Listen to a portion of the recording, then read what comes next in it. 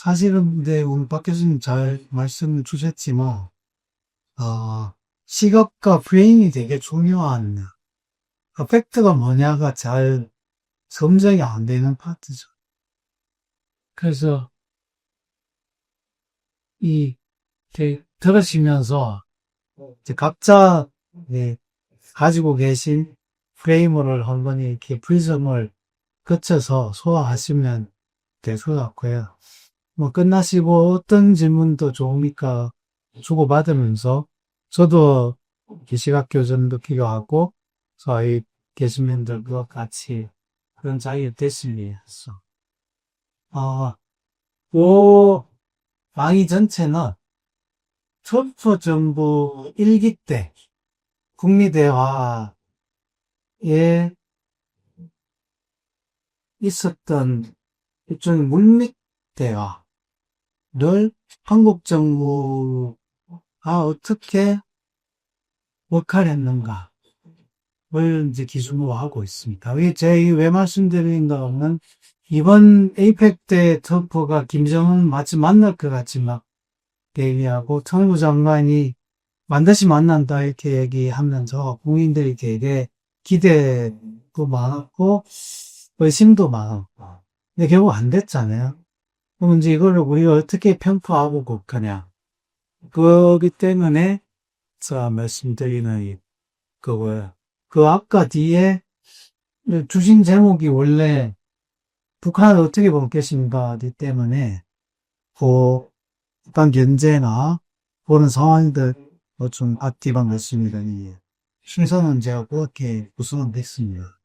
1시간이니까 천천히 하면 사실은 모자라고 빨리 하면 대충 맞출 수 있을 것 같긴 합니다만 일단 1시간에 하고 한 30분 후에 하는 것들 같겠습니다. 그러면 이번에 트럼프 대통령이 가면서 김정은 만나고 다시 오겠다. 그러니까 중국 올 때 내년에 오겠다 이렇게 얘기를 했어요. 근데 이게 사실은 지난번 이재명 대통령이 미국에서 정상회담 할 때 그때 트럼프 대통령이 에이펙 경주를 가겠다라고 분명하게 얘기를 안 하고 그때까지 안 정해진 거예요. 이번에 G20처럼 트럼프가 다자회담 안 가니까 그러면서 그때 이재명 대통령한테 했던 얘기는 중국을 간다. 중국을 갈 때 북한을 만나겠다 이렇게 얘기를 자세히 그때 들어보면 그러니까 트럼프 머릿속에는 미중 협상이 제일 큰 거예요. 뭐 에이펙이나 G2나 이런 다자회담은 자기 부담스러워 트럼프 스타일이가. 그래서 중국 가는 길이고 중국 가는 길에 북한을 만나서 1기 때 못했던 일을 마치겠다. 이게 머릿속에 박혀져 있는. 그러니까 이번에도 에이펙 온 김에 김정은을 보자고 여러 번 얘기하지만 막판에 못 만나고 가고 내년에 중국 오니까 만날까 이렇게 얘기한 거예요. 어제 트럼프 대통령이 시진핑 주석하고 통화했어. 전화통화하고 내년 4월에 왕중이 확정이다. 이렇게 발표하고 더 놀라운 거는 내년 하반기에 제 생각에 한 10월쯤 시진핑 주석을 국빈 초청합니다. 미국에. 그러니까 트럼프 입장에는 시진핑을 내년 하반기에 국빈 초청하며 중간선거 때까지 중국하고 갈등이 안 생기는 게 보장이 됩니다. 그러니까 중국이 미국 국빈 방문 앞두고 미국 국채를 막 팔아서 미국 경제를 흔들리게 하거나 관세 상황하거나 이러지는 않을 거가 보장되니까 일단 선거용 안전장치를 만들겠죠. 정책에서. 근데 그거는 글로벌 체제에서 보면 중국과 관세 전쟁이 최소한 내년까지는 휴전 상태로 들어간다는. 그러니까 정치하는 분들이 일단 마음이 보이는 거죠. 미중 관계가 일단 저게 보인다. 보는 안전장치를 만든 건 트럼프의 선거 일정이긴 한데, 문제는 일본이 되게 불편해, 지금도. 다카이치 사나이가 들어섰는데, 대만 유사는 일본 유사다. 유사는 비상사태, 이머전시. 대만의 이머전시는 일본의 이머전시다. 이렇게 얘기하면서 중국이 지금 발전해가지고, 우리를 한한령을 했지만 지금 한인령을 하겠다고 하고 있잖아요. 그러니까 중국과 일본이 다투는데 얼마 전에 주 오사카 중국 영사가 목을 쳐야 된다 했단 말이에요. 일본 정치 문제, 대만 문제를 일본이 건드리니까. 근데 그 발언을 트럼프한테 미국 기자들이 일본 보고 이렇게 얘기했는데 미국 입장이 뭐냐 하니까 트럼프가 중국 애들 원래 험하고 그런 애들인데 그다음 말이 더 웃기는 거야. 우리 동맹이 더 나쁜 놈들이다 이렇게 트럼프. 그러니까 중국이 우리를 많이 이렇게 이용해서 성장했는데 동맹국들은 우리를 더 많이 이용했다. 그러니까 일본에 대해서 물었는데 트럼프가 그렇게 답을 한 거는 그때 얘기한 동맹은 일본이 거죠. 그러니까 일본 우익들이 지금 이제 막 부글부글 하는 거예요. 거기다가 시진핑 북빈 초청까지 어제 얘기하니까 오늘 아사히 신문에서 이제 막 쓰기 시작하는데 일본의 지금 괴로움이 증가하다. 근데 문제는 트럼프는 안 할 곳 하지 않는다. 그러니까 미중 관계가 더 중요하다고 생각하고 있고 미중 관계 관리하는 게 미일 동맹보다 트럼프한테 훨씬 중요한 거라는 생각을 합니다. 왜냐하면 마가주의 친구들은 내년 선거, 중간선거, 그리고 미국의 국내 정치 안정화, 그거를 위한 관세를 통해서 동맹 재편, 이게 먼저, 우리는 그전에는 트럼프 들어서면 이제 중국을 막 압박해서 중국을 우선순위로 해서 외교정책을 갈 거다.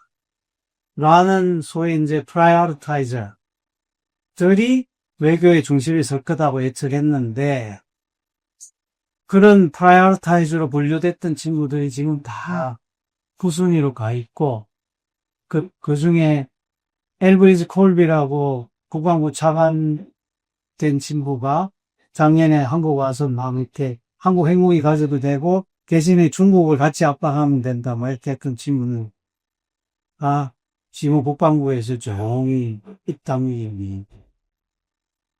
그런 상황에서 어제 이재명 대통령이 G20 갔다 오는 길에 비행기에서 이제 연설을 한 거죠. 연설 내용은 미중관계 갈등에서 한국의 국익이 최대화돼야 된다. 말 실수를 한 거예요. 그래서 그러니까 미중관계가 우리한테 유리하다. 그러니까 중일관계 발전에서 한국의 이익을 최대화해야 된다. 이렇게 표현한 거예요. 그러니까 중일 갈등이 우리한테 유리하다. 이 말이 되잖아. 그러니까 이제 다시 정선에서 이렇게 기자들한테 수정, 보도지침을 주고 바꾼 거는 중일 갈등 속에서 한국의 국익이 침해되면 안 된다. 이렇게 표현이 바뀌었습니다. 뭐 같은 뜻이겠지만 전능 일본이 보기에는 되게 기분 나쁠 수 없죠. 하여튼 지금 내 벌어지는 상황은 어떤 의미에서는 우리한테는 되게 좋은, 그죠?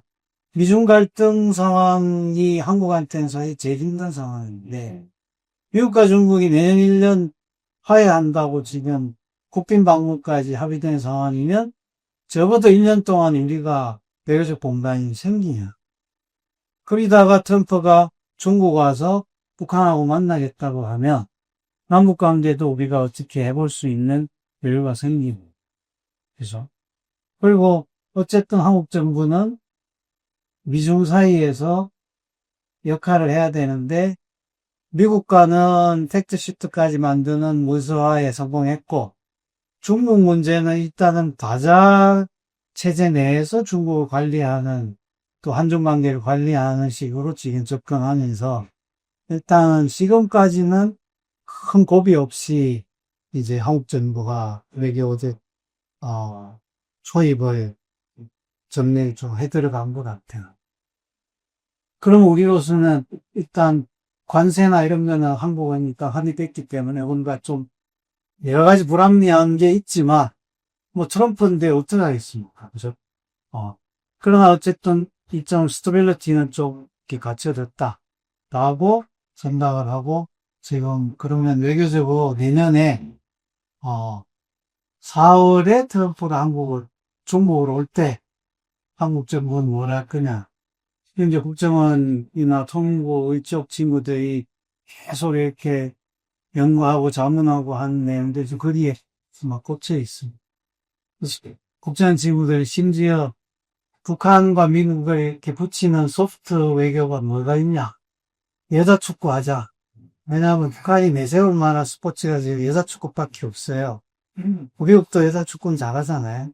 그렇게 해서 핑퐁 외교처럼 마이언도 우리가 존재하자 뭐 이런 일도 있고 그 다음에 김정은이 트럼프 가던 날 강동병원을 시찰을 봅니다. 그러면서 내년도 보건혁명을 해야 된다 이런 설명을 내거든요. 그런 거는 우리 전문가들이 보기에는 북한이 보낸 일종의 메시지예요. 네가 나하고 협상하고 싶으면 보건 쪽에 병원 시설, CT, MRI 이런 설비들에 대한 제재를 풀어라. 거기 다 지금 유엔 제재로 못 들어가거든요. 왜냐하면 방사선이나 CT나 지금 반도체가 다 들어가는 기기들이기 때문에 못 들어가. 이제 그런 메시지를 김정은이 보낸 거 아니냐라고 해석하고 미남들은 그래서 그러면 내년에 뭘 할 수 있느냐 그 얘기를 하는데 그 전에 간단하게만 몇 가지 전제로 말씀드리면 우리가 2010년 15년까지는 프란을 이게 이제 번역을 이렇게 했는데 원래 원문은 밑에처럼 impossible state예요. 그러니까 배는 버티기 어려운 나라가 불량국가다, 불량국가다. 그러니까 북한을 몬스테이트나 불량국가로 보고 버티냐 못 버티냐라는 논쟁들이 있었거든요. 2014년 5년 이후는 얘들이 버티는 거는 이미 이제 고기를 넘긴 것 같고 근데 한국에 대해서 공세적 현상타파를 하는 나라냐 아니면 지들이 방어하는 게 우선이 나느냐 지금 이제 그 쟁점들이 북한을 두고 벌어져. 그래서 지금은 이제 북한이 수용주의 북한이 아니냐 가지고 논쟁이 조금 있다 이렇게 보시면 되겠어요.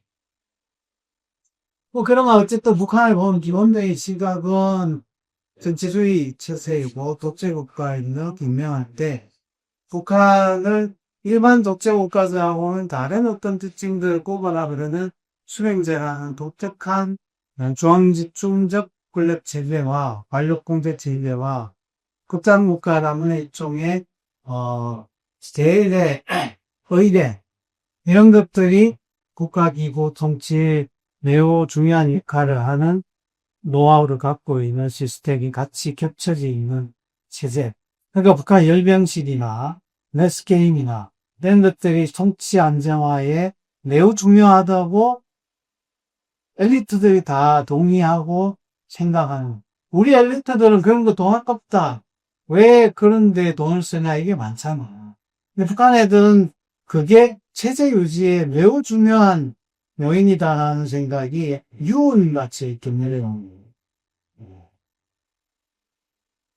사봉의 하나의 전제고 두 번째 전제는 북한 핵무기 숫자예요. 북한이 지금 어쨌든 핵무기를 가지고 자유회의를 이렇게 하고 있기 때문에 핵무기를 보는 숫자를 기준을 세우는 이게 2017년, 18년에 저희가 확인을 했는데 아부도어드가 책을 썼는데 아부도어드가 저는 어떻게 듣더니 기자잖아요. 왜 뉴욕타임스 또 버시크 코스트 대기자 지금도 저기 만나고 현직 대통령들 다 만나서 한 권씩 책을 쓰는 한 트럼프 때는 이 사람이 무려 트럼프를 상대로 3권의 책을 냈죠. 아우드보다. 책 1권에 매티스 국방장관을 인터뷰한 내용을 씁니다. 거기서 이 문장이 문제가 됐습니다. 제가 영어 테스트 하는 게 아니고, 이게 똑같은 문장을 두고 한겨레 신문하고 조선일보가 다르게 했어요. 제 내용을 한번 볼게요. 핵무기 80개를 가지고, 노란 문장이 팀을 꾸민다고 해석할 수도 있고, US 리스판스를 꾸민다고 해석할 수도 있어요. 그러면 핵무기 80개로 공격한 것에 대해서 미국이 대응한다 이렇게 해석돼요. 이걸 꾸미면, 요걸 꾸미면 누군가가 미국을 공격하는데 미국이 핵무기 80개로 걔를 박살낸다. 두 개의 해석이 다 가능한데 무겁죠, 그죠? 조선일보는 뒤에 해석을 썼습니다. 한겨레 신문은 앞에 해석을 썼어. 자, 그러면 앞에 해석을 쓰면 북한의 핵무기가 몇 개라는 거예요? 80개. 너무 많잖아요. 조선일보, 북한이 무슨 80개? 2017년이니까. 18년 뒤에 책이 나오는데. 그러니까 조선일보는 미국이 80개를 가지고 북한을 박살내서 북한이 감히 핵무기를 쓰지 못하게 만든다. 이렇게 다른 번역이 2개가 나갔어요. 같은 날. 조선일보도 뭔가 찝찝해. 왜 찝찝하겠어요? 미국이 평양에 핵무기 80개를 퍼부으면 서울은 어떻게 되나요? 그러니까 미국이 동맹을 전혀 생각하지 않고 자기 리테네이션만 생각한다. 이렇게 되는 거예요. 그러니까 이것도 동맹을 너무 이렇게 무지막지하게. 그래서 한겨레 신문하고 조선일보가 둘이가 화해를. 저 쓰지 말고 우드워드한테 물어보자. 그래가지고 연세대 문정인 교수가 우드워드한테 이메일을 보내. 너 이 책 봤는데 너에게 해가지고 한국에서 지금 원정이 붙였다. 뭐냐 진실이. 하니까 우드워드가 문정인한테 가보래. 매티스한테 내가 물어보니까 그때 미 국방부는 북한이 핵무기 24개를 갖고 있다고 추정하고 있다더라. 이렇게. 그게 이제 2017년 현재 북한의 핵무기 숫자를 미국이 24개로 추정한다. 이렇게 돼요. 그때부터 이제 1년씩 계산하면 돼요. 북한의 핵능력이 1년에 7개, 8개 만든다라고 돼 있으니까. 그러면 지금 그 후에 8년 지났다 이러면 87, 56이거든. 5년 지났다 이러면 24 더하기 몇 개 이렇거든요. 그러니까 협상할 때 핵무기를 안 만들었다고 치고 2년간. 그럼 2020년부터 5년, 6년 잡고 6 곱하기 7하면 42에 24하면 60 이렇게 되잖아요. 그러니까 최소한 현재 이미 북한은 50개 이상의 핵무기를 갖고 있다가 선입돼요. 이번에 이재명 대통령이 뉴욕 가면서 매년 15개, 20개라고 해요. 왜 2017년 현재 1년에 7개, 8개 만든다는 건 왜 그 사이에 늘어나서 15개, 20개냐? 아니면 핵무기는 1년에 7, 8개가 그대로 고정돼 있고 핵 원료를 또 7개, 8개 더 만들어서 비축하고 있다. 이렇게 보고 있거든요. 그러니까 핵무기 숫자가 1년에 7, 8개 늘어나고 핵 원료가 계속 쌓이고 있다. 이렇게 보면 10개, 20개, 15개, 20개라는 것도 사실은 같은 해석이 되긴 돼요. 그러나 탄두 자체는 1년에 7개, 8개를 애들이 쌓고 있다. 이렇게 있습니다. 또 이제 북한이 최소한 50개 이상의 핵무 탄두를 갖고 있는데 미국의 측정 기준을 우리가 미니멀로 계산해도 그러니까 그게 지금 북한을 대하는 게 출발점이에요. 이번에 북한이 9월 3일 날 국경을 갔잖아요. 사실은 최고 수준의 대우를 받았습니다. 보시면, 그때 시진핑이 따로 만난 양자회담의 나라들에 대한 명칭이 다 회견이라고 의미를 쓰는데, 북한하고만 회담이라고 중국의 의미를 쓰고 있는 거예요. 그러니까 북한하고는 정상회담을 한 거예요. 양자 정상회담. 그러니까 중국이 북한에 대한 최고 수준의 대우를 해준 거가 사실인 거죠. 그리고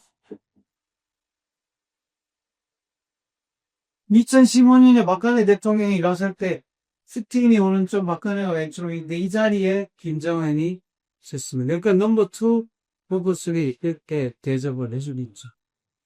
그러니까 김정은 입장에서는 푸틴 다음에 나를 서열을 세워주고 나하고 1대1 회담을 하고 나는 1박을 개성안에서 하고 이 북한의 요구를 중국이 다 들어줘.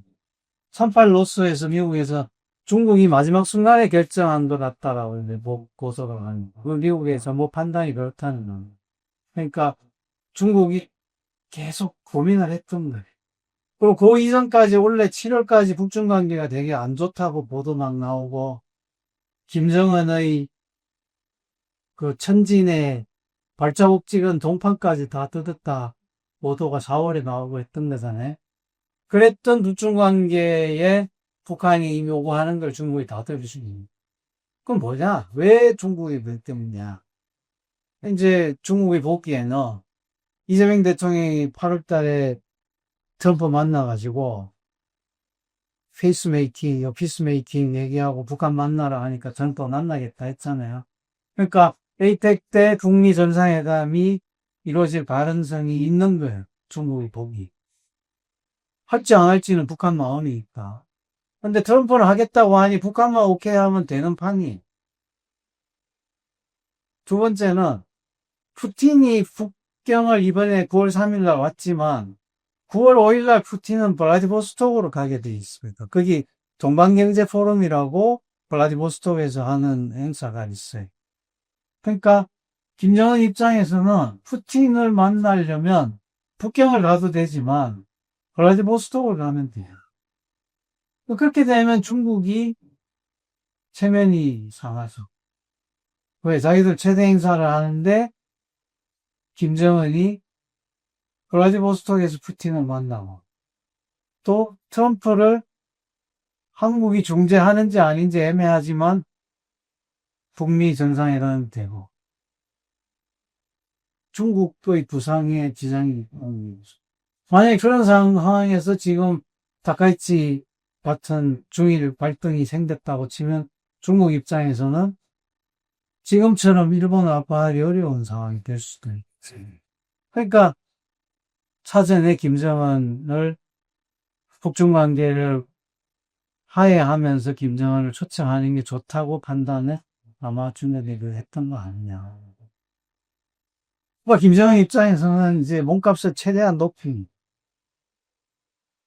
59년도에도 김일성이 나는데 그때 김일성은 마오쩌둥 옆에 훈시소프고 저기 베트남에 누굽니까? 그렇지. 호치민 서열이 정원라이 주원내 총리 서열 3, 4, 네 번째로 김일성이 있었거든요. 근데 김정은이 이번에 넘버 2 중국 유민들이 보기에 네 번째 섰던 애가 지금은 두 번째지. 그러니까 이게 얼마나 파격적인 대응가 이게 눈에 보이냐. 그건 뒤에서 다시 말씀드리겠습니다. 그러고는 김정은이 10월 10일 날 행사에 중국 대표단 리창 총리 당 서열 2위를 초청했고 원래 자오르지 4위가 가기로 돼 있었는데 넘버 2가 이제 간 거죠. 이런 상황 때문에. 근데 거기만 간 게 아니라 캄보디아 주석 베트남 총서기장, 이 넘버 원거든요. 공산당 중도에 또는 메드베데프가 대통령 했던 사람이잖아요. 푸틴하고 총리 바꿔가면서 넘버 투다. 막 각국의 넘버 투들이 다 오고 캄보디아 주석도 오고 북한의 열병식 행사에 입장하고 중라해방하고 메드베데프 하고 얘는 국빈 대우를 해줍니다. 베트남 공산당 전사. 이런 행사들을 이제 벌렸으니 북한 입장에서는 몸값을 최대한 높이. 북한 주민들이 보기에도 막 국뽕이 차는 행사들을 한 거예요. 그리고 ICBM 화성 20호까지 이제 보여주면서 북한 주민들 머릿속에는 저게 무서워서 이제 트럼프가 우리하고 협상하려고 한다 이런 생각들이 들어오는 거죠.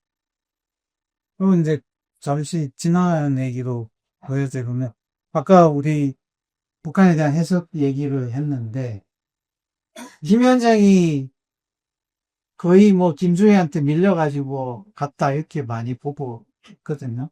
근데 이번에 북경에서 김정은하고 푸틴이 정상회담 해가지고 이제 정상회담 장소를 옮길 때 김정은이 푸틴한테 네가 나이 많으니 창석에 타고 자기 돌아서 탄다 이렇게 가는 장면이에요.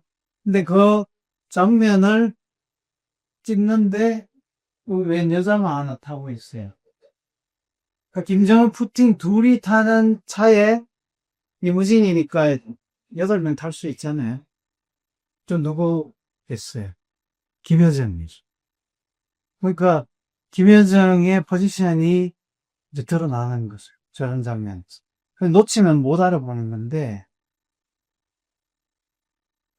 그러면 이제 우리 언론에서는 김수의 공개자가 되면서 김여정 밀려나가지고 멀리서 옛날이요 하고 있다라고 막 이만갑 받을 데서 그런 장면이에요. 그 장면. 그러니까 우리 정보 판단이라는 게 저런 데서 이렇게 실수가 막 생길 수 있는. 그러면 굉장히 큰 실수가 오는 거예요. 별거 아닌 것 같죠. 자, 제가 이제 지금부터 말씀드리는 거는 문재인 정부 때 북미회담에 한국 정부가 어떤 역할을 했는가인데 듣기에 따라서는 조금 불편하실 수도 있어요. 그러니까 그때 한국 정부가 했던 역할에 대한 평가니까. 근데 이런 건 이제 사실은 정보 분석하고 관계가 있기 때문에 제가 말씀 드려볼게요. 자, 트럼프가 북한하고 정상회담을 하기로 했어요. 4월 달에 이미. 정상회담을 하기로 했는데 4월 1일 날 북미 간에 폼페이오가 CIA 국장으로 평양을 특사로 갔거든요. 그 자리에서 장소 합의가 안 돼요. 왜? 북한이 평양이나 판문점에서 하자. 폼페이오한테 이렇게 제안을. 이유는 우리 교통수단이 없다. 그러니까 폼페이오가 웃기지 마라. 네가 평양에서 하자 이러면 우리는 말하라고 해서 하자라고 제안한다. 아니면 하와이에서 하자. 그것도 아니면 제네바에서 하자. 그렇게 이제 폼페이오가 얘기한 거예요. 그러니까 북한 입장에서는 장난치냐? 내가 비행기가 없어가지고 가까이서 하자는데 말하라고까지는 내가 어떻게 가며 하와이는 어떻게 가냐? 이런 거죠. 그래서 폼페이오하고 설전하다가 합의가 안 됩니다. 그래서 이제 김정은이 트럼프한테 보낸 친서에 마지막 장면에 보면 각하의 중대한 결심을 매우 고대합니다. 쓰는 그게 저는 처음에는 이게 무슨 군사훈련 중지하든가 정상회담을 할지 안 할지 결심하든가 이런 요청인 줄 알았는데 알고 보니까 장소를 트럼프 네가 양보해라. 폼페이오하고는 대화가 안 된다. 이런. 그래서 4월 27일 날 남북 정상회담을 하잖아요. 1차 정상회담. 판문점에서 하고, 그때 도보다리 대화를 해요. 둘이서만. 도보다리에서. 근데 저 도보다리 대화에서 그냥 차 먹고 한담했다고 알려졌는데, 나중에 문 대통령 회고록, 예, 이제 그걸 씁니다. 문 대통령이. 회고록에 보면, 저때 김정은이 폼페이오하고 논쟁한 얘기를 하더라.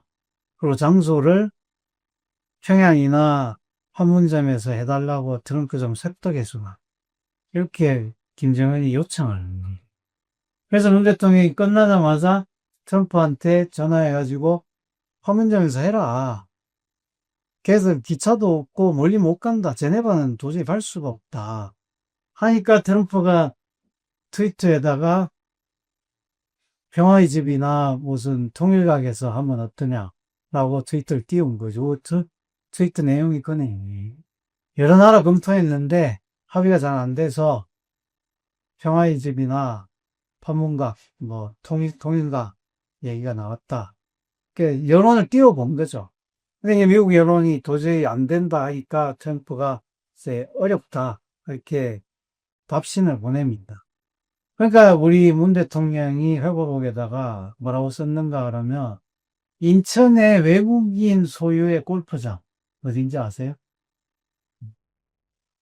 잭 니클라우스 CC 클럽이 있죠. 거기를 제안은 이게. 근데 이제 김정은이 그건 한국으로 와야 되니까 보안사는 자기들이 못 온다. 뭐 미국도 판문점이나 뭐 인천이나 자기들이 보기에는 그렇다 해서 안 된. 그래서 나온 게 이제 몽골라는 거. 그래서 몽골에서 울란바토르 정상회담 얘기를 하는데 미국 애들이 가서 현지 실사를 해보니 할 만한 호텔이 하나밖에 없다는 거예요. 울란바토르에. 그러면 미국은 하지만 니들은 쓸 데가 없으니 우리가 울란바토르에서 합 수가 없다. 이렇게 답을 보낸 김정은이 다시 답을 우리는 게르에서 자도 된다. 아니면 우리 열차에서 자겠다. 몽골에서 하자. 이렇게 답심을 보낸 거죠. 근데 미국이 절대 노 하면서 결국은 싱가포르로 갑니다. 근데 이제 싱가포르로 가게 되니까 북한이 중국한테 아쉬운 소리를 하게 된 거예요. 비행기 좀 빌려주라. 우리는 거기 갈 비행기가 없다. 그래서 김정은이 싱가포르 가기 전에 2번이나 강중해가지고 시진핑한테 비행기 빌려서 가자는 에어 차이나 타고 간 거예요. 그게 싱가포르 회담의 과정에서 벌어진 몇 가지 에피소드고, 그 당시 합의 내용 중에 종전선언 초안이 합의됐다가 뒤집어지거나 이런 사례들이 있습니다. 그건 이제 가족이 말씀이 되고. 2차 정상회담을 하기로 했어요. 싱가포르에서 합의가 다 종전선언 합의된 게 뒤집어지고 했기 때문에 겉으로는 되게 잘된 북미 정상회담인 줄 알았죠. 우리도. 근데 나중에 보니까 되게 갈등이 심했던 초안이 막 뒤집어지고 밤사이에 밤새 회담에서 합의도 안 되고 했던 상황이 있었대. 그래서 2차 정상회담을 하자라고 했고 2차 정상회담을 하는데 또 장소 문제가 이번에 어디서 하냐. 북한이 또 이제 평양 하자. 그때 문재인 대통령이 9월 달에 남북 정상회담 하잖아요. 여러분들 5일 경기장에서 문재인 대통령이 연습했던 거 기억나실 거예요. 그리고 백두산을 갔는데 백두산 삼지연에서 도보다리 대화 같은 삼지연 산책을 또 둘이 합니다. 저 산책에서 김정은이 또 뭘 요청하느냐 그러면 문 대통령한테 평양에 이제 자꾸 미국이 싫어하니 니들이 좀 전해주라. 항공모함을 타고 장난 같죠 이 얘기를 하니까. 항공모함을 타고 원산 앞바다에 오면 자기가 헬리콥터 타고 가서 정상회담을 선상 정상회담을 하자. 처음에 이 얘기 하니까 탈북자들이 말도 안 되는 얘기를 교수가 말이야 막 지어낸다고. 근데 이제 문재인 대통령 회고록에 그게 이제 공개가 된 거죠.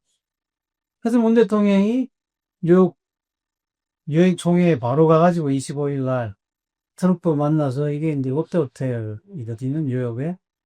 그래서 트럼프에 전해달라는 김정은 메시지 있어. 이렇게 언론 보도가 나오고.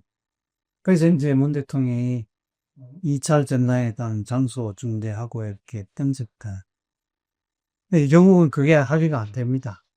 합의가 안 되고, 미국의 폼페이오, 펜스 이런 애들이 다 반대하는. 왜냐면 북한을 방문하는 것 그 자체가 이미 북한을 인정하는 거기 때문에 미국 입장에서는 수용하기 쉽지 않아요. 그래가 결국은 12월 24일 날, 김정은이 크리스마스 진서를 보내서 이제 다시 회담에 불을 붙이고, 그 다음에 나오는 게 태국 방콕이나 베트남 하노이는 수용할 만하다고 전해들었다라고 트럼프가 김정은한테 답신을 보내는 진서예요. 아, 내가 들으니까 신무협상에서 방콕이나 하노이까지는 니들이 기차 타고 올 수 있다 했다 들었다. 내가 먼데 지금 내가 더 멀리 가는 거지만 내가 양보하고 갈게 지금 이렇게 써놨거든요. 그러니까 트럼프가 이제 김정을 약올리는. 자기는 12시간 만에 가지만 북한은 2박 3일 동안 기차 타고 가는. 하노이로 결정이 되기.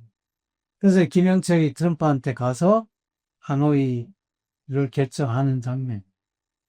근데 이제 저 장면 보면 김영철이 지금 김정은 친서를 어떻게 전달하고 있어요? 써줘요. 아까 싱가포르 때 볼까요? 공손하게 두 손으로 주잖아요. 근데 이제 이때는 왜 한 손으로 줬을까? 하노이 회담이 그래서 우리 속전원에서는 불안해지기 시작한 거예요. 회담에 뭔가 합의는 됐는데 이게 북한 애들도 가서 뻣뻣하고 그리고 김정은이 진서를 줄 거 아니에요. 김정은이 이 진서를 보냈단 말이에요. 거기에 트럼프가 답서를 주는데 답서가 보면 달랑 2줄짜리. 트럼프의 27편 주고받은 편지 중에 가장 짧은 편이 저거. 그러니까 하노이 회담을 모처럼 어렵게 합의해 놓고는 이상한 상황인 거죠. 그러니까 북한도 이렇게 가서 트럼프를 불지르고 기분 나쁘게 하고 트럼프도 기분 나쁘다는 표현을 노골적으로 하고 이 하노이 회담은 잘 될까? 그리고 이제 그 진석을 받은 장면을 조선중앙통신이 이렇게 찍어서 노동신문에도 이렇게 보도를 했는데 김정은이 웃고 있지만 저 진서 들고 웃고 있잖아요. 2줄짜리 진서 보고 과연 좋아서 웃었을까? 저는 일종의 이제 쇼맨십인 거죠. 그리고 2019년 2월 달에 뭔가 상황이 되게 복잡한 상황이 벌어집니다. 그러니까 하노이 회담을 앞둔 여러 가지 조짐들이 나쁜 조짐들. 요거는 이번 9월 5일 날 뉴욕타임즈가 특종으로 원래 9월 5일 날 발표한 거예요. 뭔가 하면 2019년 2월 달에 트럼프가 허가해서 미국이 특수작전을 했고 거기에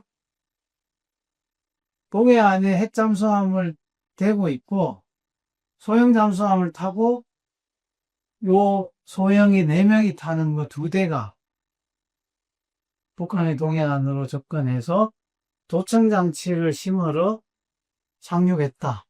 근데 북한 내에서는 통신이 안 되니까 감청을 북한이 너무 쉽게 하니까 통신 없이 작전을 했는데 북한이 어선이 다가왔죠. 그러니까 쟤들이 모선하고 통신이 안 되니까 자체 판단해서 그 어선을 사살한 거예요. 그리고 어부들을 배를 갈라가지고 찢었다. 왜냐하면 가라앉혀야 돼. 해가 있으면 뜨니까. 그 작전을 중단에 포기하고 돌아왔다. 이게 이제 뉴욕타임즈 특종 보도.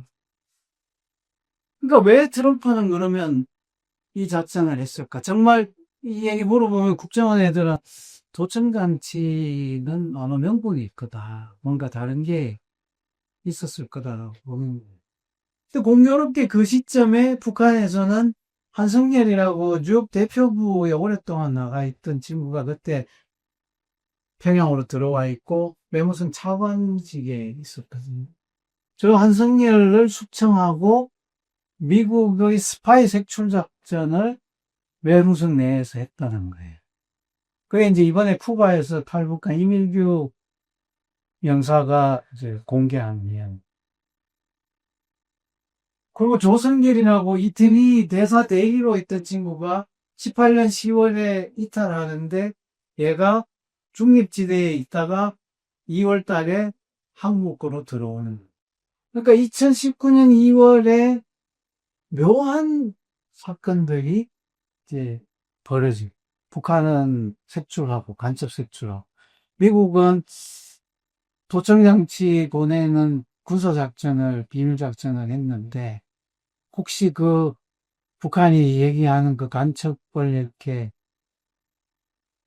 타격시키는 작전이었냐 뭐 이런 건 이제 안 알려서 내용 뉴욕타임즈도 그냥 도청장치를 심으려고 갔다 이렇게만 돼 있어. 근데 동해안에 도청장치 심으면 평양까지 도청이 되냐 워낙 요즘 기술이 좋기 때문에 될 것 같기도 한데 그래서 뭔가 좀 의구스러운 점이 있죠. 그러니까 이런 상태에서 하나의 회담이 된 거예요. 그리고 북한도 제가 보기에는 앞서 말씀드린 것처럼 김영철의 저런 한 손으로 치서주는 태도 자체가 그냥 자기가 자의적으로 하는 거 아니거든요. 북한은 오다를 받고 가는 거예요.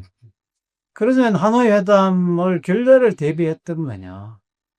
그러니까 하노이 회담 과정에 트럼프가 이제 제재를 하나씩 조건부로 하면 어떠냐라고 양보안을 내니까 볼턴이 옆에서 야 저거 받으면 큰일 난다라고 생각했는데 마침 김정은이 걷어차더라. 이게 이제 볼턴 맥락에 나오거든요. 그러니까 김정은은 왜 타협하지 않고 걷어찼을까? 뭐 이런 이제 해석들이 여러 버전의 해석들이 하노이 회담 둘러싸고 있는 거예요. 자 어쨌든 그 후에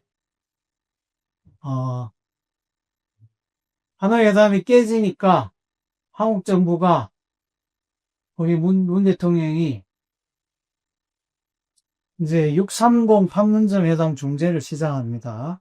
아까 630 판문점 회담은 우리한테는 트럼프가 오사카 왔다가 가까이 있으니까 트위터 날려서 김정은이 대답해서 회담이 이루어졌다. 이렇게 알려져 있잖아요. 근데 그거는 그냥 빙산의 위이고 밑에는 뭐가 있었느냐. 문 대통령이 4월 12일 날 한미정상회담에서 트럼프한테 이런 제안을 하죠.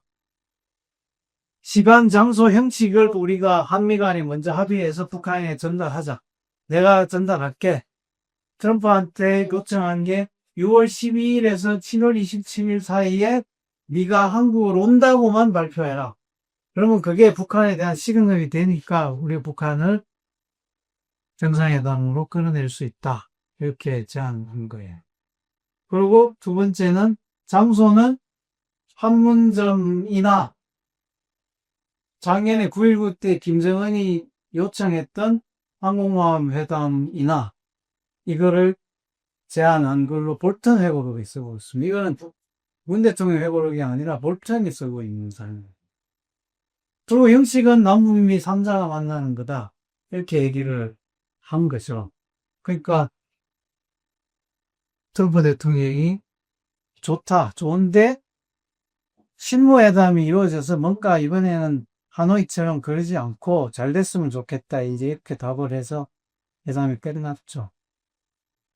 그리고 한미정상회담 후에 한국 정부가 자꾸 미국 대사관, 주한 대사관한테 트럼프 방한 일정을 받아내라라고 오다를 주는 거예요. 그러니까 대사관에 있는 직원들은 왜 자꾸 트럼프 오라고 하냐. 자기가 국무부 가가지고 매일 그 요청하는 게 너무 부끄럽다. 굴욕 외교다. 이렇게 된 거예요. 주미 대사관 얘기는 하더라고요. 걔들은 왜 그렇게 하는지 이유를 모르는 거죠. 저는 북한에 대한 중재안을 줘야 되는데 트럼프가 약속 주기 전에는 북한한테 중재안을 줄 수가 없잖아요. 6월 12일에서 27일에서 27일은 휴전 기념일이니까 북한을 끌어내기에 좋은 날짜고, 그 다음에 트럼프가 오사카에서 G20에 참석하게 돼 있단 말이에요. 이제 그거를 한국 정부가 그 기간을 잡아서 요청을 한 거죠.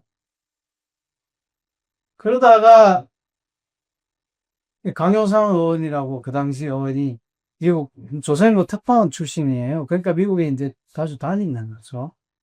가서 주비 대사관 직원하고 골프 치는데 우리 외교관이 부끄러워 죽겠다 이렇게 얘기를 한 거예요. 그러니까 강효상이 5월 9일 날 인터뷰에다가 한국 정부 굴욕 외교, 트럼프 방한을 지속적으로 요청 이렇게 성명을 낸 거죠. 그러니까 한국 정부 내에서 주비 대사관에 누가 정보 누출했냐 해고 막 색출 작업들하고 했던 과정이. 근데 5월 16일 날 미국에서 한국이 그게 문제가 되니까 트럼프가 6월 20일경에 오사카 간 걸 경로로 해서 한국을 반다라고 발표를 하면서 저 불효외교 논란이 이제 해결된 거죠. 그러니까 강효상 의원이 사실은 대경솔한 얘기가 됐다. 이제 이렇게 돼버린 결과적인. 그래서 저분은 나중에 공천도 못 받고 지금 아마 야인으로 계실 거예요. 그리고 630 회담을 했고, 저 630 회담 이후에 이제 김정은은 트럼프한테 8월 군사훈련을 중지해라. 그러면 우리가 이제 정식 회담하겠다. 이렇게 김정은이 되게 세게 트럼프한테 얘기를 합니다. 52분 동안 회담을 하는데 30분 동안 김정은이 군사훈련 얘기만 했다는 거예요.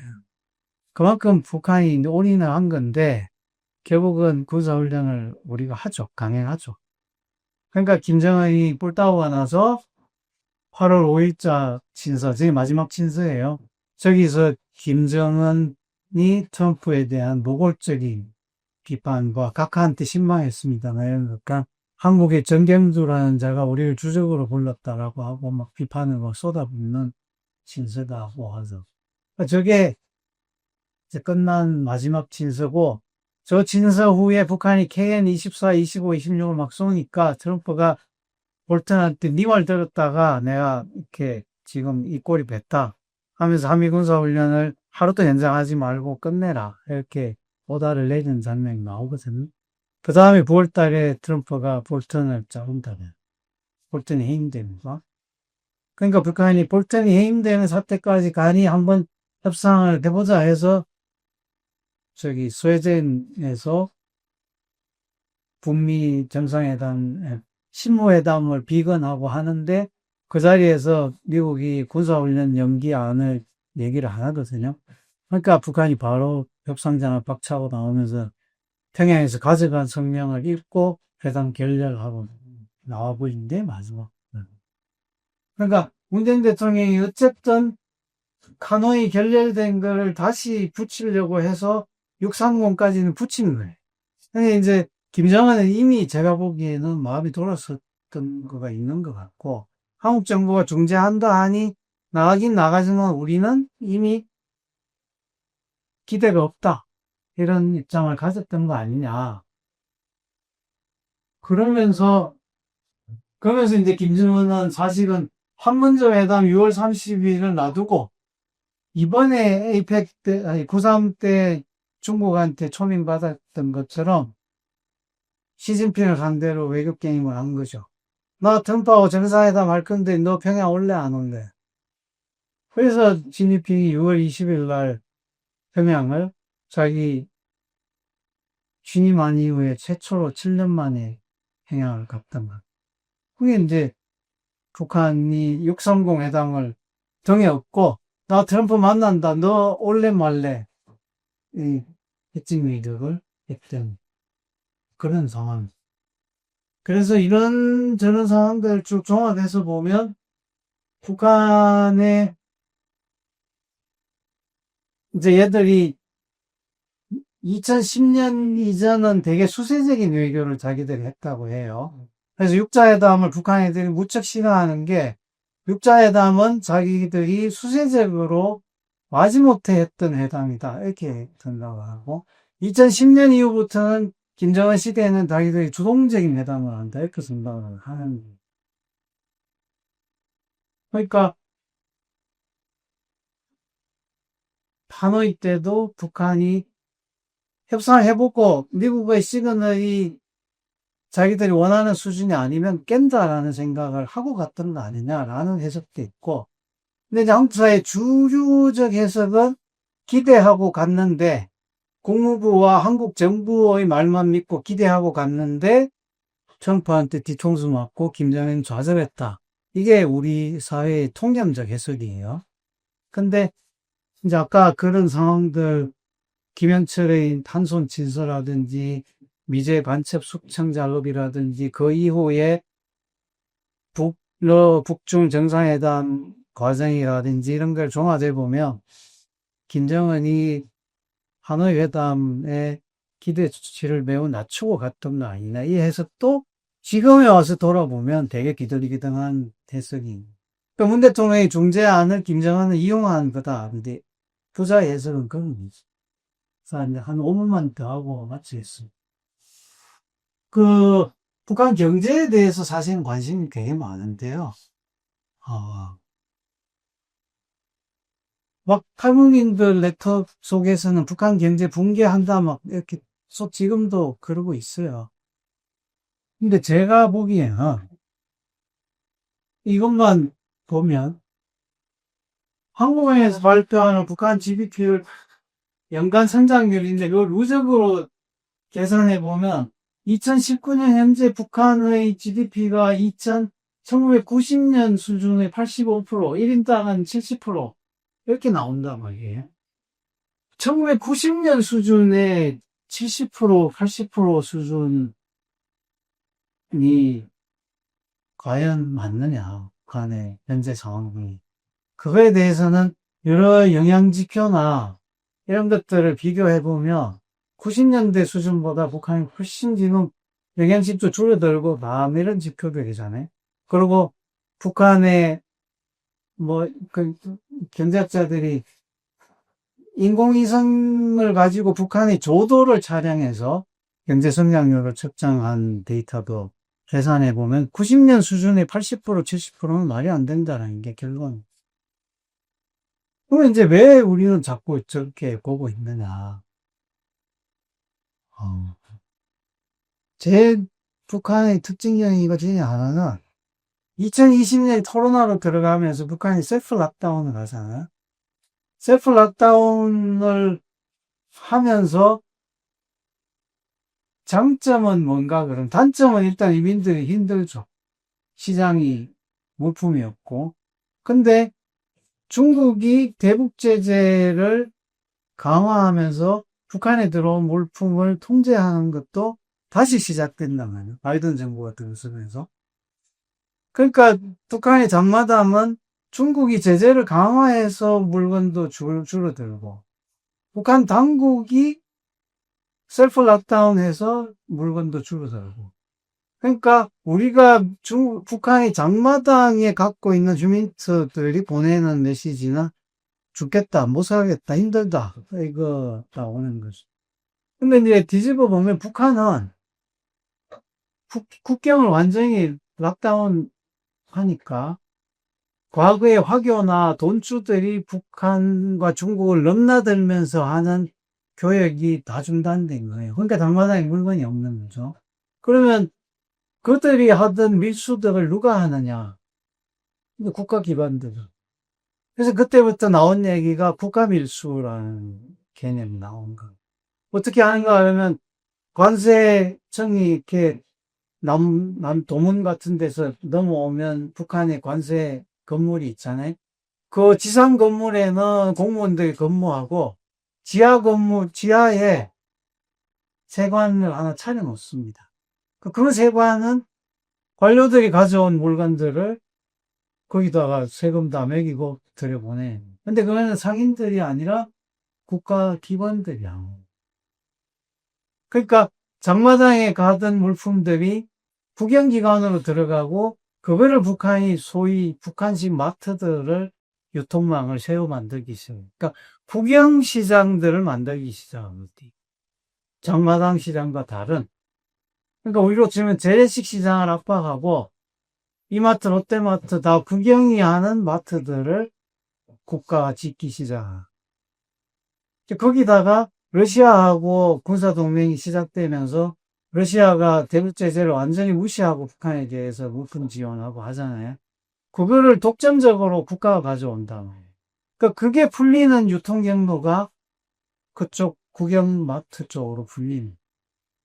그러니까 장마당에 우리가 갖고 있는 휴민트 정보들은 막 붕괴 직전이고 아사하고 힘들고 살 것도 없고 팔 것도 없고 막 시장이 죽어간다는데 일반 북한 주민들은 이제 재래식 시장이 아니라 마트로 가서 국영유통망에서 같은 값을 주고 사는 거예요. 그 외에 하나의 유통망은 국가 배급망이 여전히 살아있는. 배급망은 헐값에 일종의 저런 걸로 가는 거예요. 그러니까 북한의 유통망이 사실 세 개가 있고 그 세 개 중에 국가가 뛰어든 국영상점 유통망이 지금은 점점 더 커지고 있다. 그리고 우리가 아는 장마당 시장은 점점 축소되고 있다. 이렇게 보시면 왜 탈북민들이 보내는 시그널과 현재 중국 애들이나 러시아 애들이 북한 갔다 오거나 북한도 교육하는 애들이 하는 말이 다르냐. 이게 이제 분명해진. 그러니까 김정은은 사실은 그런 식으로 북한의 시장이 중국에 종속되어 있는 거를 해결했기 때문에 중국에 대해서 할 말을 하는 거예요, 얘들. 그러니까 가난과 독재가 결합돼서 외교적 자율성을 갖고 있는 케이스라고 해석하십니다. 뭐 좀 안타깝긴 하죠, 주민들 입장이. 근데 그 독재자들이니까 자기들 엘리트들이 세운 정권의 아이덴티티가 더 중요하고 정권의 프레스티지가 더 중요한 애들이니까 외교적인 자율성이 더 중요하고 주민들이 배고픈 거는 어쩔 수 없고 대신에 충성 세력들만 먹여 살릴 수 있으면 된다고 생각해. 독재자들의 사고방식이니까. 장마당은 힘들어지는. 그게 지금의 북한의 현실이에요. 그러니까 이제 우리가 어떤 정보들을 갖고 북한 내부를 판단할 거냐를 잘 판단해야지 잘못하면 자꾸 막 붕괴 시그널에 꽂히는. 그 윤석열 대통령이나 박근혜 대통령 시절에 이제 그런 시그널에 주목하다 보니까 박근혜 대통령은 총리 대박 막 얘기하다가 갑자기 개성공단 닫아버리고 뭐 이렇게 갔던 게 사실은 이제 그런 정보 판단에 미스다. 그렇게 지나고. 그래서 뭐 여러 사업 중에 북한은 지금 이제 건설 사업에 막 투자해가지고 경기를 일단은 부양하는 게 저희들이 쉽기 때문에 하고 있는 막.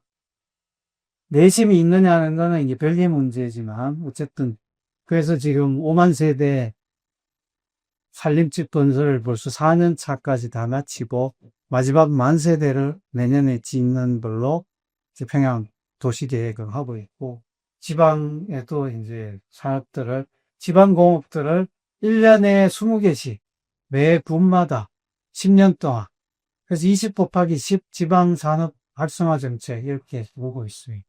그래서 군마다 하나씩 10개를 선정해서 지어주고 있죠. 국가에서 돈을 줘서. 근데 이제 우리 탈북민들 정보는 보면 그거 다 실패하고 망한다는 건데 또 한편으로 보면 뭐 10개 중엔 뭐 5개는 힘들고 뭐 서너 개는 성공하고 뭐 이렇게 보이는 거죠. 아까 제가 말씀드린 강동군 병원 트럼프 떠나던 날 강동군 병원에 김정은이 시찰하고 열흘 뒤에 11월 17일 날 개소식을 합니다. 그 개소식에서 내년도 보건혁명 얘기를 하는 거죠. 그러니까 아마 내년에 관계 개선이 되면 병원 시설이나 이런 것들에 대한 지대를 풀어라. 그리고 인도적 지원으로 그런 거 주면 우리가 협력하겠다. 이런 시그널을 북한이 이제 남쪽이나 중독이나 러시아나 미국 쪽에 보내고 있다라고 개선을 하는 이죠. 자, 결과적으로 이 마지막 이제 슬라이드인데 저게 원산의 갈마지구예요. 원산은 김정은이 태어난 곳이에요. 애착이 되게 많은 데다가 우리가 아는 명사심리잖아요. 저기에 리조트가 지금 2만씩의 객실 숫자. 그러면 1년에 3만 명이 수용 가능한, 하루에. 그래서 저거 60% 정도 되는 수익 사업 된다고 치면 계산해보면 1년에 한 200만에서 300만 명이 관광객이 와야 되는 시설을 지어 놓으면 돼. 그러니까 북한 입장에서는 투코리아하고 한국어 협상 안 한다고 하지만 저기 관광이 필요해. 그죠? 그리고 지금은 한국은 꿈꾸지 마라.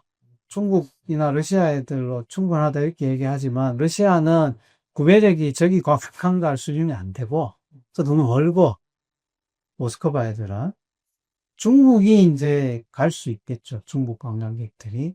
근데 아직은 시장이 안 된 것 같아. 그래서 중국 쪽에서 들리는 얘기는 갈마지구의 비행장이 너무 작다. 중국인들이 가려면 300명 비행기가 가야 되는데 현재 그 갈마지구 비행장은 150명용 비행기밖에 안 되고 평양을 갔다가 그럼 갈아타고 가야 된다. 그래서 중국 쪽이 이제 그 얘기를 하고 있는 단계라고 들리고 있습니다. 근데 우리는 옛날에 금강산 관광 갔던 경험이 있기 때문에 개별 관광을 하면 저기에 우리가 개별 관광은 제재에 안 들리니까 할 수는 있죠. 근데 이제 한국 정부가 그렇게 가기면 좀 어려운 것 같고 일단 내년 4월에 북미 협상이 어떻게 되느냐를 보고 판단한다. 이게 한국 정부의 입장이고 중국은 뭐 그것과 무관하게 북중 관계의 향배에 따라서 언제든지 가겠죠. 그래서 중국 애들이 요구하는 건 첫째, 비행장이 작다. 둘째, 카지노가 없다. 중국 애들은 이제 이게 되게 중요한데, 카지노가 없다. 뭐 이런 얘기들을 하고, 북한에서 그럼 카지노를 넣냐 마냐, 그런 식. 그래서 김정은이 다시 만나러 오는 내년 4월에 어떤 변화가 있을 것이냐, 또 한국 정부가 아까 여자 축구 중재하듯이 북미 간의 중재를 할 수 있는 능력이 있느냐, 북한이 내년 초에 당대회가 있는데 그 당대회에서 어떤 방침을 내느냐 이런 게 지금 되게 초미의 관심사예요. 그래서 그것에 따라서 내년도에 어떤 상황이 벌어지느냐는 달라질 수 있고 또 북한이 그동안 하노이에서처럼 우리 기대와는 다르게 완전히 한국 정부하고는 끝까지 안 간다라고 할 수도 있는 상황이니까 그걸 지켜봐야 할 것입니다. 지난 하노이 직후에 북한의 통전부는 이제 해체됐고 통전부는 남북관계 관리하는 애들이고 외무성 애들이 미국을 믿지 말라고 자꾸 이제 딴지를 걸었더라거든요. 근데 그 외무성 입장이 맞았잖아요, 결과적으로. 그러니까 최선희는 지금 정성장부하고 있는 그런 북한 내부의 권력 투쟁이 또 존재하는 게 우리가 체크하는 하나의 팩트가 그렇게 보시고 내년도 정복을 좀 이렇게 초반부터 쭉 보시면 도움이 안 되지 않겠는지 싶습니다. 네, 일단 마치고 Q&A 하시죠. 한 20분 남았으니까 질문하시고. 저기 있는 저 줄링 못다기 중에서 저건 어떤 의미인가요? 근데 제가 뉴질랜드 가서 뉴질랜드 이제 비핵 운동이 옛날에 많았던 그 전시실에 이런 게 있더라고요. 그래서 제가 그걸 그냥 제가 해석을 해봤어요. 저 가서 사투리. 못담시 중앙이 그걸 이제 써놓은. 아까 PT 넘어가시다 보니까 존 윅 사진도 있던데 그 어떤 돈이 이렇게 그 네, 그거 어때요? 했던 이 포스터에 평화를 원하면 전쟁을 준비하라 했잖아요. 힘에 의한 평화. 평화를 원하면 전쟁을 준비해라. 이게 맞냐. 그 얘기. 이 키운데. 현재 저 말에 대해서 문정인 선생이 평화를 원하면 평화를 준비해야지. 평화를 원하는데 왜 전쟁을 준비하나 했던 얘기를 제가 댓글로 넣고 그런 말을 바깝게 한 사람이 왜 로버트 킹밖에 없으니 이제 포스터를 제가 내는 거긴. 쿠데타 진압은 94년도, 95년도에 한 번 있었다고 알려져 있어. 그 후에는 그 엘리트 체제도 선제적으로 친중파들을 주기적으로 숙청하면 북한에는 우리는 이제 미국의 영향이 크지만 북한에 영향을 미치는 나라는 중국밖에 없잖아요. 친중파들 세월이 지나면 생겨요. 또 시장에 있는 상인들이나 화교들이나 이런 애들이 중국에 영향을 받으니까. 그러니까 주기적으로 북한 친족파들을 숙청하는 작업을 통해서 선제적으로 해결을 해왔죠. 그러니까 이제 그런 거 없고. 그 이제 한 가지만 제가 수업 시간 학생들한테 하는 얘기인데, 그러니까 한 체제에서 충성하는 사람들이 있고, 막 한의를 막 스톱을 하고 시위하는 사람들이 있고, 탈출하는 사람들이 있잖아. 나 이 못 살겠다, 이민 간다. 그러니까 로열티 보이스 엑시트 뭐 이렇게 영어로는 쓰는데, 그러니까 우리는 엑시스 막 탈출하는 사람이 늘어나면 아 저기 망하는 렵다 곧 막 스트라이크 일어나고 망할 것 같아 이렇게 생각하는데 사실은 이 사람들이 나옴으로 해서 안에가 더 조용해질 수도 있는 거잖아요. 그러니까 북한이 본란의 행군 때 국경을 열어버리는 여기서 보이스 항의하고 시위하지 말고 중국 넘어가라. 똑같은 전략을 쿠바가 94년도에 쓰거든요. 그러니까 쿠바가 국경을 엽니다. 그때 사회주의 붕괴해서 쿠바 경제가 어려워지니까 미국 보내버립니다. 그래서 쿠바 인구 1100만 중에 100만 명이 지금 미국에 살고 있어요. 우리나라는 탈북자가 3만 5만밖에 안 돼서 쿠바는 100만 명이에요. 그러니까 XCC 그 사회의 불안감을 꼭 얘기하는 거냐에 대해서는 우리가 자세히 봐야 해.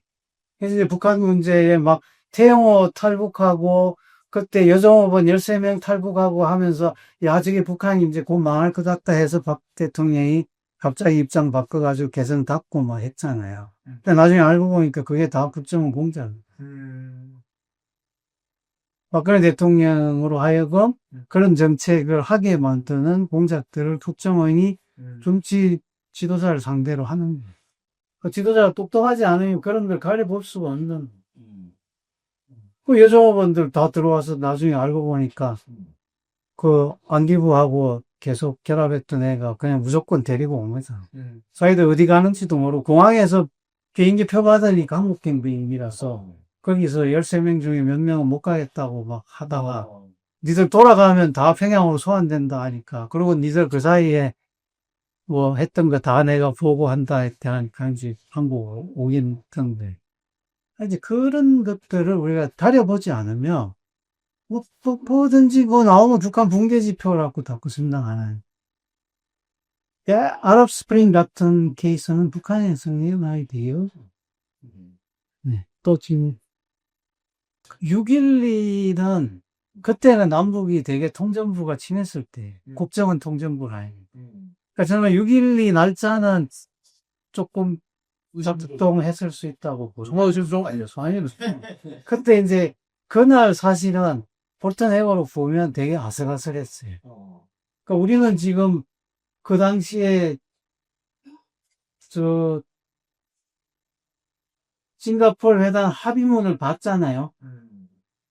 합의문이 나왔습니다. 그래서 와 이거 정말 세계적 정상회담이다 이렇게 6월 12일 날 평가했어요. 근데 사실은 그 전날 밤에 아까 제가 말씀드린 여기 저 6pm 텍스트라고 있죠. 오후 6시자 합의문이 있었어요. 6월 11일 밤에. 거기에는 진짜 획기적이야. 종전선언도 다 합의됐어요.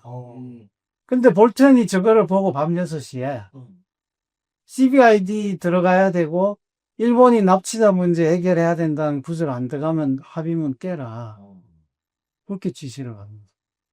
갑자기 초안 합의된 거를 미국 애들이 북한한테 가서 뒤집자고. 그러니까 밤새 회담을 해서 아침 7시까지 회담하는데 평행선이. 그러니까 트럼프가 그러면 short statement. 그러니까 저 6pm 텍스트가 long statement라는 말이죠. 짧은 거라서 합의하라 해가지고 쪽에 나온 거예요. 그러니까 거기까지는 아마도 한국 정부가 개입할 수 없는 영역이죠. 이미 싱가포르에서 저거 둘이가 막 밤새 논의하는 거니까. 근데 저런 합의라도 나왔기 때문에 이제 선거에 아마 그랬고, 만약에 저 합의도 안 나오고 결렬 이렇게 됐으면 9대 2는 아니고 뭐 6대 4 정도 되지 않았을까. 예, 그건 뭐 어쩔 수 없는 거고, 내년도는 일단 제가 보기에는 투코리아를 북한이 하기 때문에 지금 통전부가 완전히 박살났어요. 남북이 지금 그게 없어. 그러니까 뭐 그렇게 되지는 않을 거고, 하노이에서도 마지막에 보면 김정은이 우리 지금 합의가 안 되는데 쇼트 스테이트먼트 내자. 연변을 가지고 우리가 이런 합의를 했다. 또는 추가 합의를 하기로 했다라고声明을 내자 하니까 볼턴이 안 된다고 하거든요. 그래서 볼턴이 각자 따로 내자. 미국 성명 내고 북한 성명 따로 내자. 이렇게 얘기를 하니까 그래도 트럼프가 그러지 말고 하나의 합의문을 조율해봐라라고 폼페이오한테 지시를 해요. 근데 이제 폼페이오, 김영철이 밤새, 그때도 또 밤새 둘이 협상하는데 결국은 아침에 협상이 안 됩니다. 그러니까 이제 김정은이 요청했던 합의문 내자라는 거가 결국은 합의문 없이 끝난 게 한문이죠. 그러니까 그때는 한국 정부가 막 중재하고 국무부가 북한하고 협상하고 했지만 또 이제 합의문도 못 나온 거예요. 그러니까 6.12와 하노이는 그런 차이가 있기 때문에 내년 4월에 뭘 해도 그렇게 될지 안 될지는 미지수. 하노이 깨지고 판문점 깨지고 이제 북한이 화가 났잖아요. 그래가지고 문재인 대통령 보고 설문소대할 양청대소한다 뭐 이렇게까지 막 하고 그 다음에 연락사무소 개성 폭파하고 막 했잖아요. 남북관계가 완전히 막 식었잖아요. 근데 문재인 대통령이 2021년 5월 12일 날 친서를 보냅니다. 전 몰랐어요. 근데 문 대통령 회고록이 나와요. 친서 내용은 카타르 월드컵 예선전이 서울에서 있는데 북한 팀을 보내주라. 그렇게 보냈어요. 그러니까 북한의 답이 우리 인민의 전서가 지금 축구하러 갈 때가 아니다. 이렇게. 그리고 대신에 우리가 폭파한 연락사무소를 다시 짓는 문제를 협상을 하자. 이렇게 북한이 답이 난 거예요. 그게 개성이 아니고 휴전선에 하자. 그리고 연락처는 꺾인 거 복원하는 얘기를 하자. 이렇게 답서가 왔습니다. 문 대통령도 근데 우리 국민의 정서도 연락사무소 깬 것 때문에 또 엄청 화가 나 있고, 그 분 왜 화염방사기로 사살을 당하신 분 있잖아요. 차서 그 사건까지 있는데 어떻게 문 대통령이 저 받을 수가 없단 말이에요. 그러니까 이따가 문 대통령이 종전선언을 그러면 초안까지 잡았다는 걸 나중에 알게 된 거예요. 우리 정기도. 볼턴 회고록을 보고. 그러니까 문 대통령이 2차 종전선언 제안을 유엔 총회에서 이제 하는 거죠. 북한이 저런 연락사무소 개관까지 제안하는 마당에 그러면 종전선언을 하면서 남북관계 회복하다 했는데 바로 북한에서 답이 외무성이 먼저 답을 합니다. 종전선언 같은 건 종이 쪼가리 필요 없다 이렇게 했는데 그날 오후에 김여정이 종전선언은 좋은 발상이다 이렇게 답. 우리는 이제 북한 내에 외무성 갈등이다 이렇게 본 건데 사실은 뒤늦게 통전부에서 이제 응답을 줬던 걸로 보는 게 맞겠죠. 그리고 좀 지나서 10월 4일 날 남북통신연락선을 복원합니다. 남북 간에. 그리고 10월 10일 날 김정은이 국방발전 전람회에서 우리 주정은 전쟁 그 자체이지 남조선도 아니고 미국도 아니니까 북한이 70년 만에 주적이 아니라고 미국을 선언한 연설을 하는 것이. 그러니까 종합해보면 김정은이 종전선언을 받겠다는 뜻이다라고 해석이 되잖아요. 그래서 종전선언 얘기를 문 대통령이 유엔 총회에서 하고 10월 25일 날 로마 G20에서 남북관계는 이상하게 G20하고 많이 연결돼. G20에서 바이든 대통령하고 회담을 하자고 요청합니다. 그런데 시간이 안 나잖아요. 그래서 트레비 분수에서 정상들이 사진 촬영을 합니다. 동전 던지면. 근데 18개 나라가 참석했는데 한국과 바이든만 그 행사에 안 나와요. 그러니까 이제 그때 둘이가 회담을 해서 종전선언 얘기를 한 거다라는 설이 있습니다. 아마 저는 그렇게 했을 거라고 보고, 그래서 11월 한 달 내내 종전선언을 두고 한미 간에 막 이렇게 오가다가 결국은 미국이 노하죠. 그리고 1월까지도 그게 이제 여운이 남아 있는데, 우리 후보께서 오자구를 기억나실 거예요. 주적은 북한 오자구를 몇 개 내죠. 여가구 폐지하고 주적은 북한.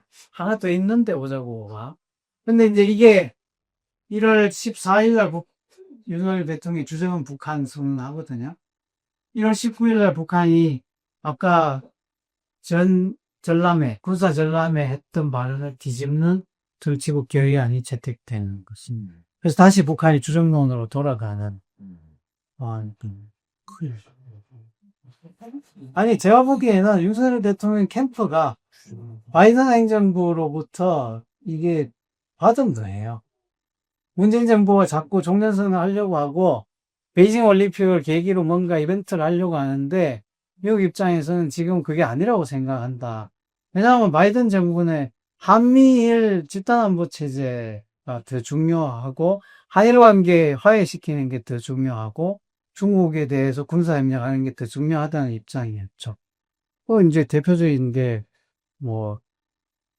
커트 캠벨 같은 소위 아시아 짜르라고 보면, 이런 친구들이 일본과 한국의 군사협력을 더 중시했던 노선이니까, 그러니까 북한과의 화해가 바이든 정부한테는 중요하지 않은 거예요.